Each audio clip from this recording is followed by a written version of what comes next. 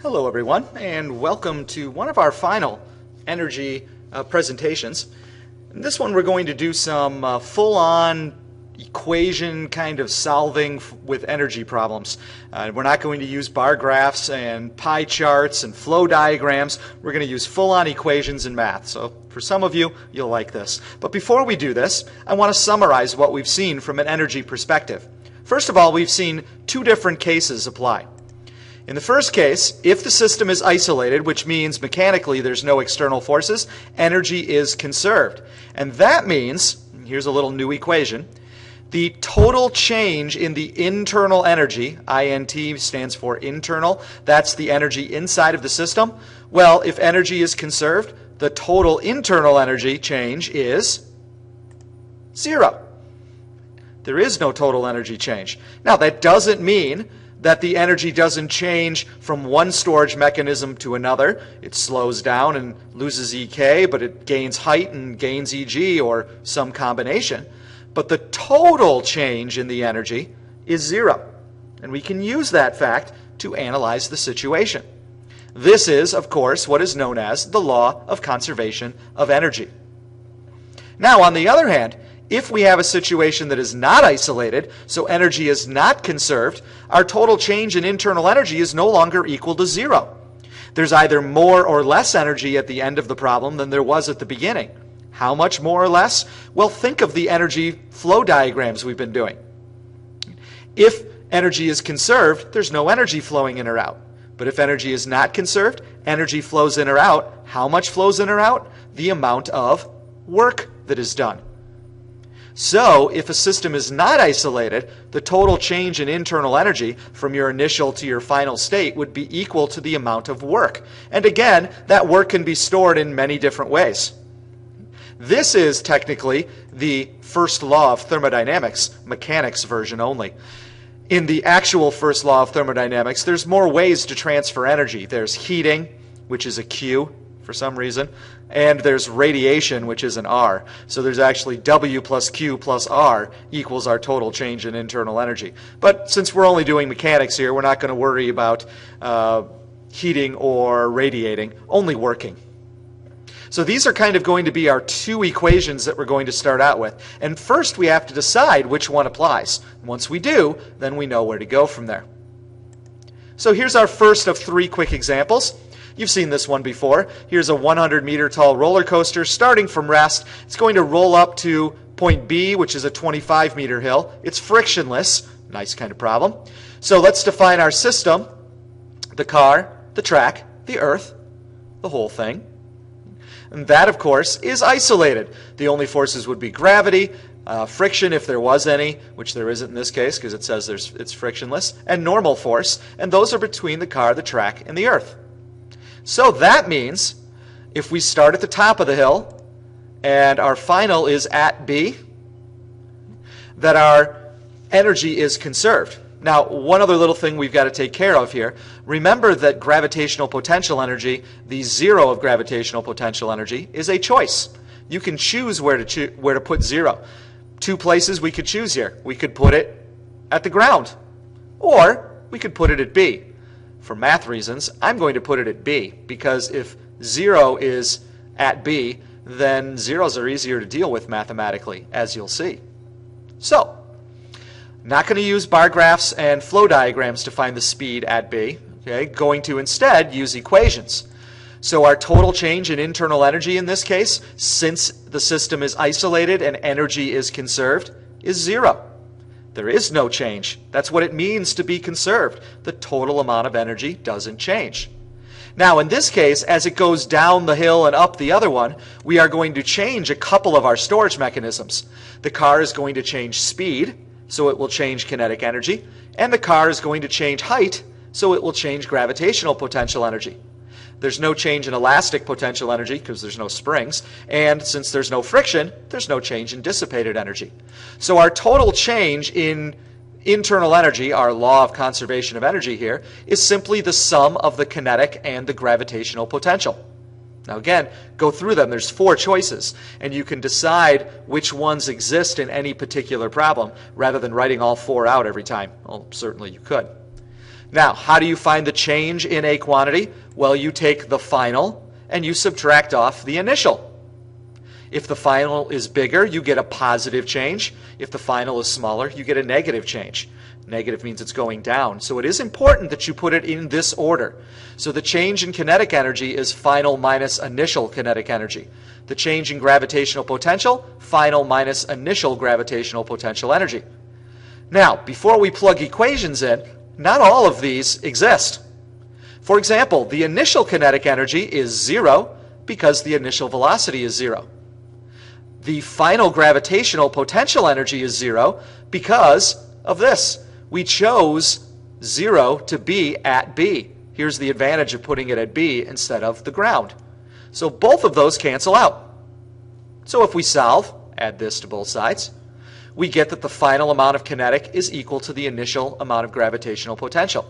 Now, if you can get to this step, everything else after this is just some substitution in algebra.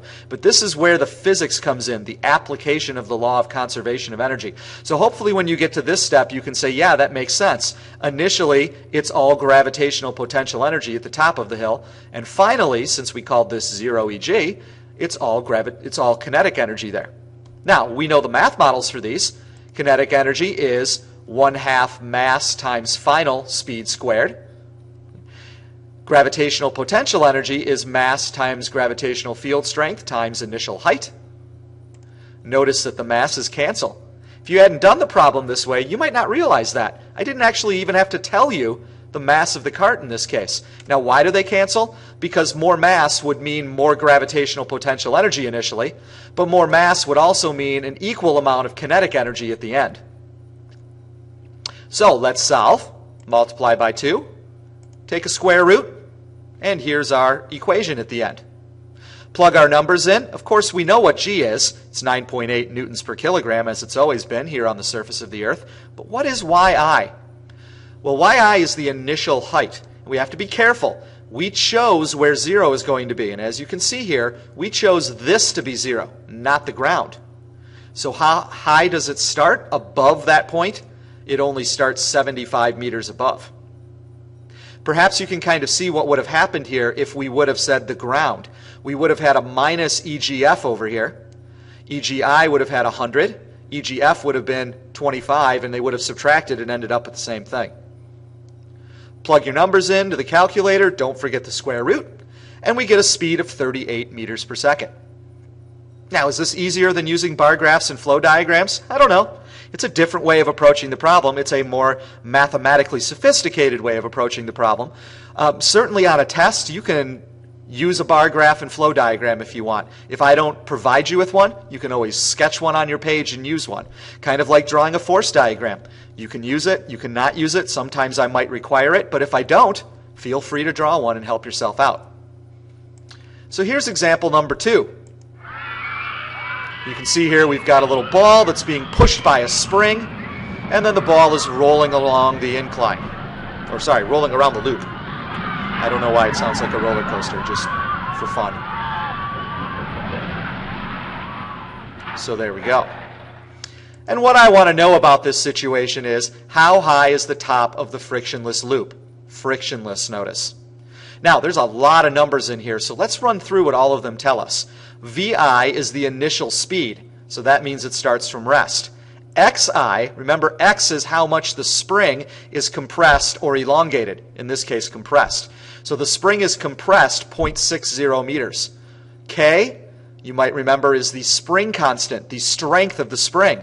So this spring exerts 75 newtons for every meter of stretch or compression. And M is, of course, mass, 1.2 kilograms. Final speed, 2.8 meters per second. Final height, that's what we're trying to find.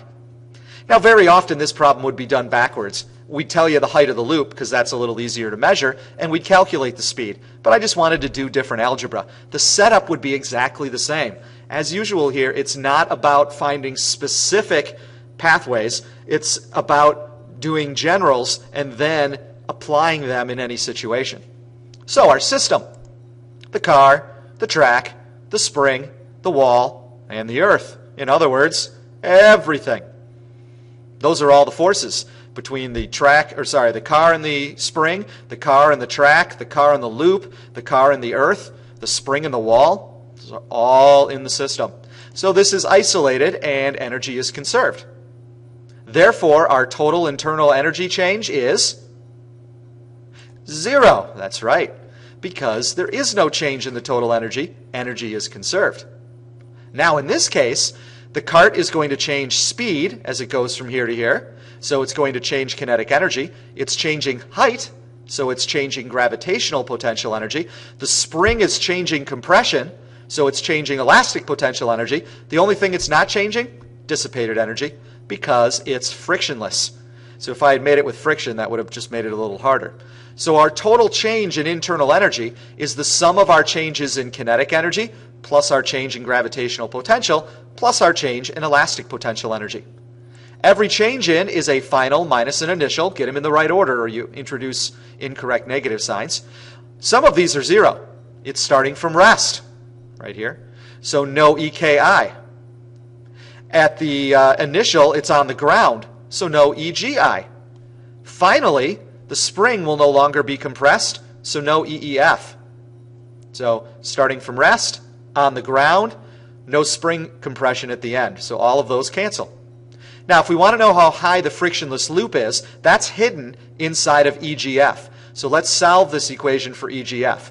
I'm going to do that by adding EEI and subtracting EKF. So hopefully you can follow the algebra here. The final amount of gravitational potential energy is equal to the initial amount of elastic, which was all it was initially, minus the part that gets stored as kinetic. Again, this is the part that you might be able to think through, right, and write out. Again, it's a lot easier to do maybe with a bar graph and flow diagram, and if you want one, use one. You can use it on the test. You can use it on the next worksheet if you want.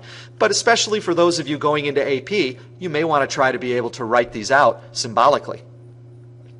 Plug in our many math models. EGF is mgyf. EEI is 1/2 kxi squared, and EKF is 1/2 mvf squared. Now we're trying to find how high the top of the frictionless loop is, so that's yf. So we need to divide both sides by m and g. A lot of different ways you could write this. I'm kind of pulling the 2 down here to the bottom as well. Notice that these m's don't cancel completely because there's no m in this term. So yeah, you could cancel out these 2, but you'd have to leave an m under here. Don't be sloppy with your algebra. Plug all of your thousands of numbers in. Make sure you don't use the calculator incorrectly, and you get a final height of 0.75 meters. It's about 3/4 of a meter tall. That's it. Just a little track like the one that's up on my cabinet up here. Again, once you get to this point, you really can solve for anything. More conventionally, I might have been able to measure how high this loop is and then calculate how fast it was going to go at the top. It would just take different steps of algebra, but the setup would be the same. All right, one more quick problem. This is kind of a boring one because for the first time, it's got friction. So we've got a 300 Newton force, applied force, pulling a 20 kilogram box 5 meters across the floor, and there's a 0.35 coefficient of kinetic friction. This is not the amount of friction, this is the coefficient of kinetic friction, which is part of the equation, not the whole equation. So in part A, I want to draw a quick force diagram of the box, write an equation for the vertical forces, and then calculate the normal force. Why? Because we're going to need the normal force to figure out friction, and we're going to need friction to figure out dissipated energy. So that's where we're heading here. So there's the box.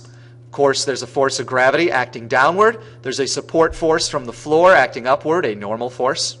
Those two forces, there's also an applied force to the right and a frictional force to the left. Friction to the left because the box is being pulled to the right, and friction opposes motion.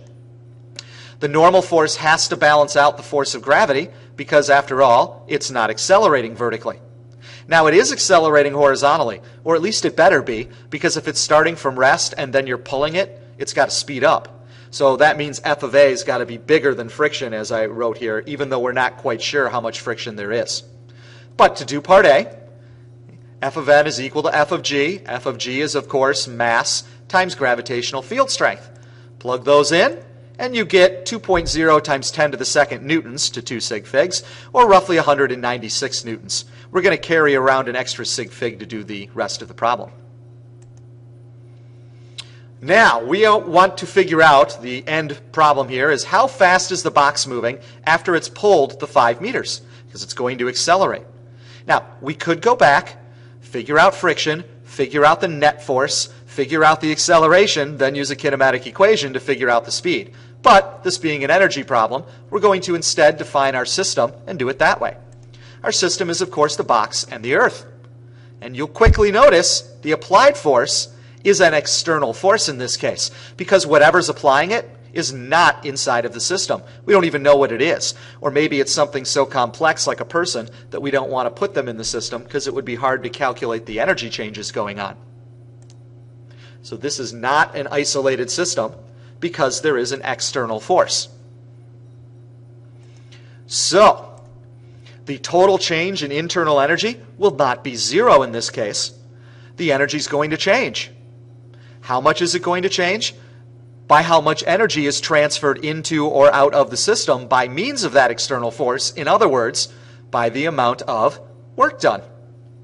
So in this case, we're going to use the first law of thermodynamics, the mechanics version, as our starting point because it's not an isolated system.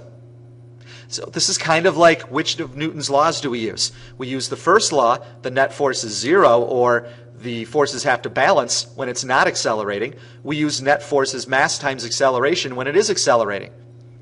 So we use zero is equal to the change in internal energy when energy is conserved and the system is isolated. We use work is equal to the total change in internal energy when the system is not isolated and energy is being transferred in or out. Now in this case there's going to be two changes.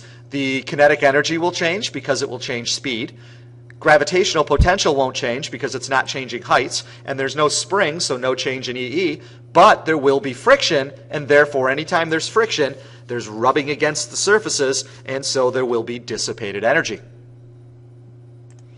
Every change in is a final minus initial. You might notice I tend not to break up EDIS into final minus initial. That's because there's never any initial EDIS when we start, so I'm not going to bother to break it up, but you can if you want. Since it starts from rest, the initial kinetic is zero. So the final kinetic will equal the work minus the EDIS. Again, if you think about it, there is no energy initially. It's at rest, it's on the ground, there's no springs. Finally, there's energy that's been added into the system, so whatever's been added in minus whatever gets stored is dissipated, the rest is kinetic.